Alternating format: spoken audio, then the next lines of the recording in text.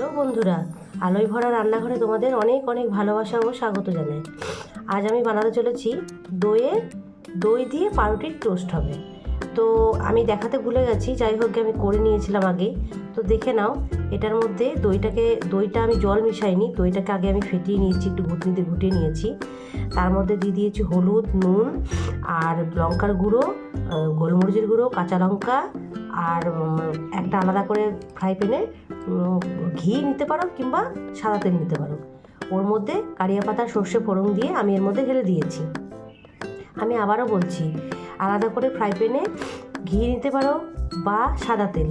তার মধ্যে আমি সর্ষে ফোড়ন আর কারিয়া পাতা ফোড়ন দিয়ে এর মধ্যে ঢেলে দিয়েছি। তাহলে আমি কী দিলাম, ধনে পাতা দিলাম, কারিয়া পাতা, সর্ষে পাতা, ওই ফোড়নের ওটা দিয়েছি, নুন হলুদ দিয়েছি, একটু পেঁয়াজ কুচি দিয়েছি। পেঁয়াজ যদি তোমরা না খেতে চাও তোমরা স্কিপ করতে পারো, আর তাতে ধনে পাতা কুচিও দেওয়া হয়েছে। আর তুমি চাইলে অরিগানো দিতে পারো, চিলি ফ্লেক্স দিতে পারো, ঠিক আছে। আবার তুমি নাও দিতে পারো, নিরামিষও বানাতে পারো। এইবার আমি এটাকে ভালো করে আরেকটু ঘুটে নেব। আমার সব দেওয়া হয়ে গেছে, এবার আমি আরেকটু ঘুটে নেবো। নিয়ে এটাকে পাউরুটির সাথে লাগিয়ে আমি তাওয়ায় একটু ফ্রাই প্যানে সেঁকে নেবো আর কি।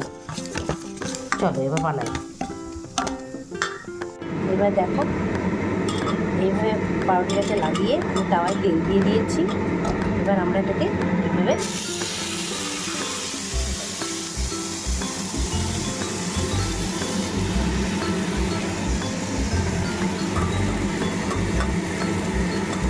মশলাগুলো একটু বড় করে দিয়ে দেবো। এইভাবে